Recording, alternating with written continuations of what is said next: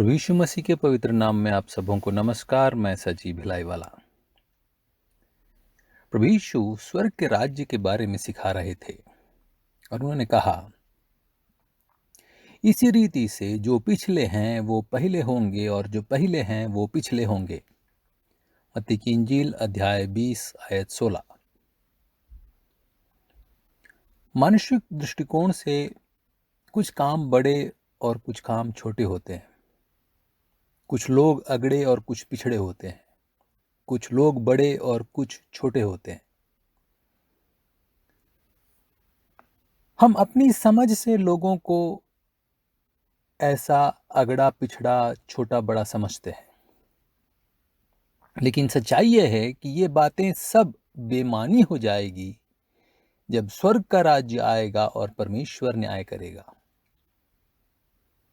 इस बात को हम पुराने नियम की एक कहानी से और अधिक समझ सकते हैं। राजा दाऊद के जमाने में अमालेकियों ने सिकलग नगर पर हमला किया और उसे फूंक दिया। जब तक दाऊद अपनी सेना के साथ वहां पहुंचता है, स्त्रियों, बच्चों और धन दौलत लेकर लुटेरे भाग गए थे। दाऊद की सेना उनका पीछा करती है और उसकी सेना के कुछ लोग पीछे रुक जाते हैं क्योंकि वे थके हुए थे।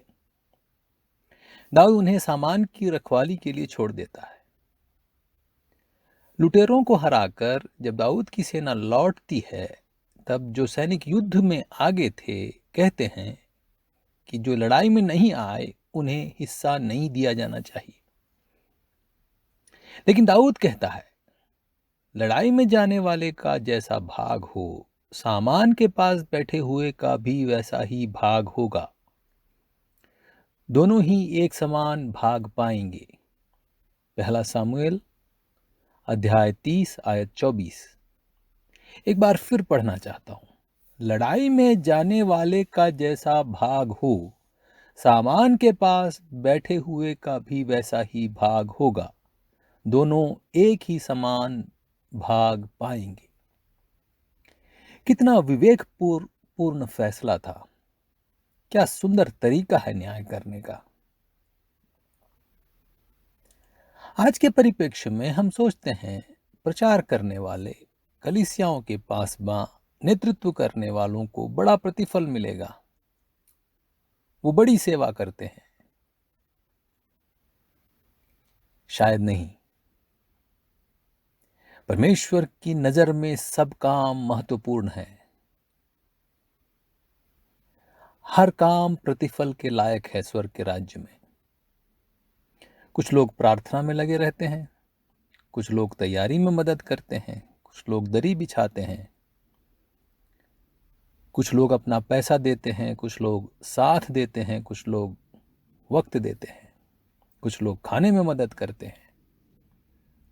प्रतिफल हम सबको मिलेगा, हर एक काम के लिए। किसी एक को सांत्वना दी होगी हमने, किसी एक को उत्साहित किया होगा आपने। कुछ लोगों के कार्य दिखते हैं और उनका नाम हो जाता है, लेकिन अनजाने में छुपकर, बिना हो हल्ला किए अपनी जिम्मेदारी निभाने वाले बहुत लोग हैं। मनुष्य की नजरों में वो दिखते नहीं, पर खुदा सबको देखता है, सब जानता है।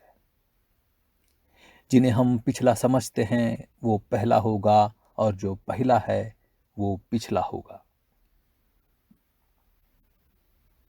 उड़ाऊ पुत्र के दृष्टांत में भी हम ऐसा ही देखते हैं।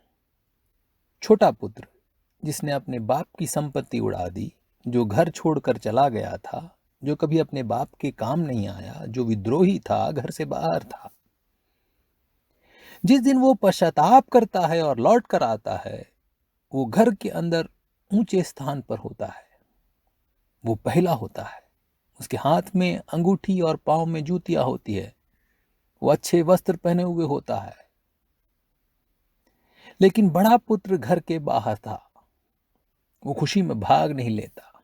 अपनी ईर्ष्या के कारण, अपनी मानसिकता के कारण, बेमतलब रूठे रहने के कारण वो बाहर होता है। जिंदगी भर वो सेवा करता है, कभी विद्रोह नहीं करता। जो काम उसे करना है वो बड़ी ईमानदारी के साथ निभाता है। वो अपने बाप के साथ रहता है, अपने बाप का कहना मानता है। लेकिन आज वो उस जगह पर नहीं है जहां उसे होना चाहिए। प्रभु यीशु ने सच कहा, इसी रीति से जो पिछले हैं वो पहले होंगे और जो पहले हैं वो पिछले होंगे। प्रभु हम सबको आशीष दे। आमीन।